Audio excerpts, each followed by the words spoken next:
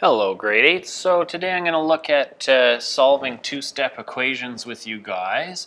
Now these two-step equations, you'll notice in the brackets I've got written there, I got ax plus b equals c.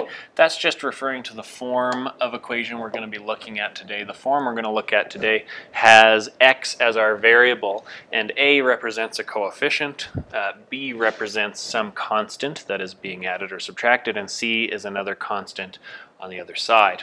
Okay, so this means we have to do two things in order to go and undo all of the processes to get the variable equaling to just some value. Okay, so with this one, I've got 4n plus 3 is equal to 19. Just like the last one, I'm going to start off with the modeling. Okay, now with the modeling, in our previous video, we discussed how we said that that tile represented x. Now, x is just an arbitrary variable. It really doesn't matter what variable we want to use. So in this case, because my variable is n, I'm just going to say a colored in tile represents a positive n. Okay, so again, my equal sign, I'm going to use a line down the middle to represent that equal sign. So here I'm going to have 4 n's. Okay, 1, 2, 3, and 4, and they need to be colored in.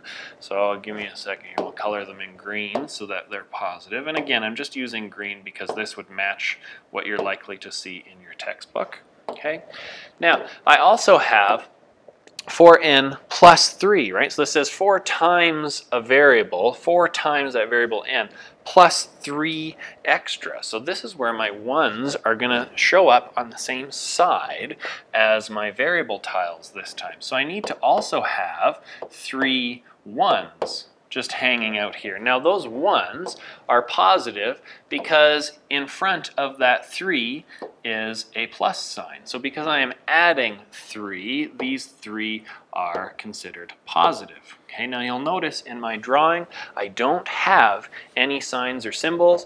I just have those algebra tiles to represent what's going on. So I'm not using any symbols or numbers whatsoever in the model. I'm just using the tiles. Okay, now on the other side here, I got 19 1's and they're all going to be positive. Now I'm sure you don't want to listen to me draw out all 19 of them, so I'm just going to cheat and I'm going to hop over here. So this would be my equation once it's all modeled out. So I've got my 4 n's sitting there, my plus 3, and it equals on the other side 19. Now you'll notice when I drew them, I kind of cheated a little bit because I've already put these into 4 equal rows, my variables into 4 equal rows, and what I tried to do was put my 19 1's into 4 equal rows, but that didn't work, did it?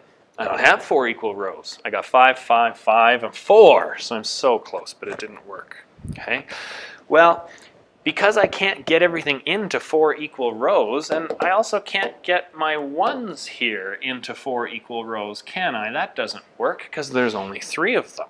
Okay, so what I need to do first is I'm going to have to get rid of these 3 1's. That's what I want to get rid of first. Well, how do I get rid of 3 1's? So you'll think back to when we've talked about integers, how we had a positive integer and a negative integer. And when we worked with those integer chips, if we combined a positive and a negative integer chip, they created what we call a 0 pair.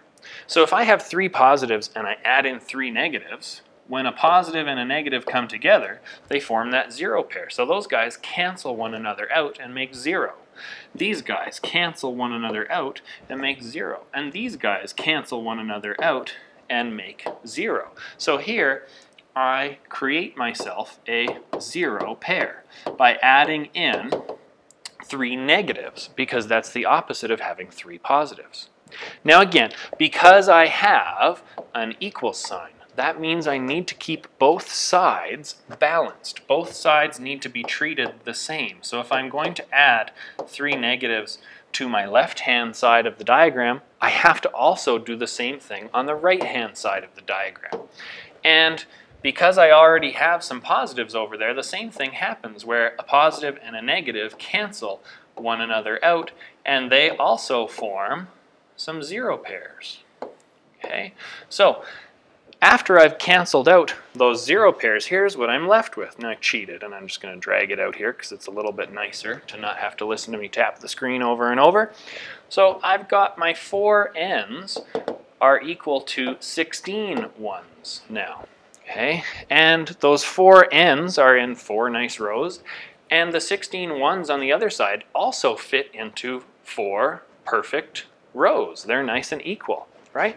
So like we did in the last video, now we're saying each row happens to have an n tile as well as 4 ones. So each row has an n tile and 4 ones. And we got to make sure everything's colored the same. So we've got our colored in n as well as our colored in ones on this side here. And so in the end we get n is equal to 4. So if we look back at our original equation, it said 4 times some number plus 3 should give us 19. So if we think about that, 4 times 4 is 16, and if we add 3 to that, we have 19. So that's what we were doing, was trying to find what value n should have. Okay, I'll do one more model here really quickly. So I've got negative 2r minus 5 is equal to negative 11. Okay, so remember, I am going to use still a rectangle for my variable.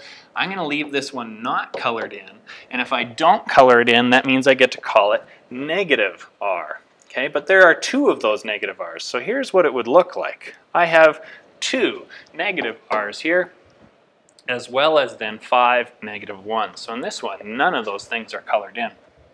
I also have 11 ones on the other side, and they are not colored in as well. Okay, well, to get rid of these 5 negative 1s, right, I got to get rid of those guys because they don't fit into my rows. It's not working out nicely. So I got to get rid of them. Since they're negative, I have to add in the opposites. So if I've got 5 negatives, I have to add in 5 positives, right? So I'm going to add in 5 positives. And what that's going to give me here is these guys make a nice big 0 pair, right? But I have to treat both sides the same, so that means I also need to add 5 positive ones on the right-hand side, right? Because of the equal sign, I need to treat both sides equally, right? So I need to do the same thing to the left and the right. So when I do that on the right-hand side, since there's now 5 positives, 5 of my negatives are going to group together with those 5 positives and make a nice 0 pair. Okay, so here's what we're left with now. We're left with negative 2r is equal to negative 3, right? And if I'm looking at negative 2r is equal to negative 6, sorry I misspoke last time, negative 2r is equal to negative 6, but each row has a negative r and 3 negative 1s, right? Each row has the same thing. So what that allows me to do is to say if each row has that, here is one row. One row will have a negative r and 3 negatives. But remember, we don't really want negative r, do we? I want to have instead, I want to change that so it becomes a positive r. So I want the exact same shape, but I would rather have it colored in. So I'm going to change it to become a positive r. Well, if these are negative 3, I need to do the same thing, and since they are not colored in, I'm going to do the opposite and now color them in. Okay, so what I now have is positive r is equal to positive 3. Okay, so we had negative r is equal to negative 3, but we don't want that because we want this to become a positive. I want positive r, and if I change that to its opposite, this sign must go to its opposite as well. So we get positive r is equal to positive 3. So if we look back, it was negative 2 times some number minus 5 more should give us negative 11. So let's try it. Negative 2 times positive 3 would give us negative 6. Negative 6 then subtracted by 5 gives us negative 11. So we do in fact have the right answer. Okay. Now last one, I'm going to do this one using our opposite operations, and I am going to verify it formally. I definitely don't want to draw out 12 of my variables and then 57 ones tiles on the other side. That does not sound like my idea of a good time. So I just want to use the opposite operations here. Now I want to point something out. Okay? The first thing that we did back in this question was we got rid of the ones, right? That was the first thing we got rid of, was we got rid of the ones. We got rid of that constant, okay? And even this one here, we got rid of the positive 3 first, right? We got rid of that constant. Okay, so the first thing I want to get rid of then is this constant of negative 15. The negative 15 is not attached to the variable. It is separated from the variable by that subtraction sign. This is our constant, and so that's what I'm going to get rid of first. The opposite of taking 15 away is adding 15. Okay? Now I need to treat both sides of my equal sign equally. So if I'm going to add 15 on the left, I have to add 15 on the right. If you take 15 away and you add 15, they cancel one another out. They make a nice 0 pair, so those guys are gone now. Now I have negative 12p is equal to, on the other side, 57 plus 15 gives me 72. Okay? Just like we discussed in our video, well, whenever you watched it, but anyway, in our previous video, we said that this now says negative 12 times p. Well, the opposite of multiplying by negative 12 is to divide by negative 12. So I'm going to divide both sides by negative 12. And my negative 12s here are going to cancel one another, and I'm going to be left with p. On the other side, 72 divided by 12, that's a positive, divided by a negative is negative, and 72 divided by 12 is 6. Okay, now we want to check. We said that 6 should be our missing number. P was a missing number that we didn't know, and we said it should be 6. So I'm going to go back to what the equation was before I started doing anything to it.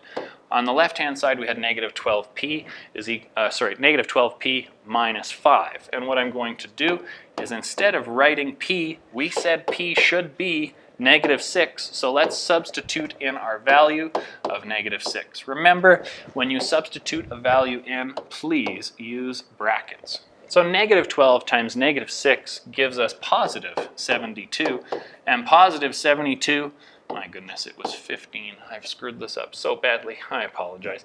Positive 72 minus 15 gives us positive 57. And that's great, because the right-hand side, before we started doing anything to it, was 57. So we have the same value on both sides. So when we're solving an equation, we have that variable. The variable has a very specific value, and our job is to find what that missing value is. I want you to get there by doing opposite operations, because as I give you harder numbers and I start throwing in fractions and decimals and variables on both sides in grade 9, the answer is not completely obvious. You guys can probably do these in your head right now. Please practice by showing your steps. All right, thanks.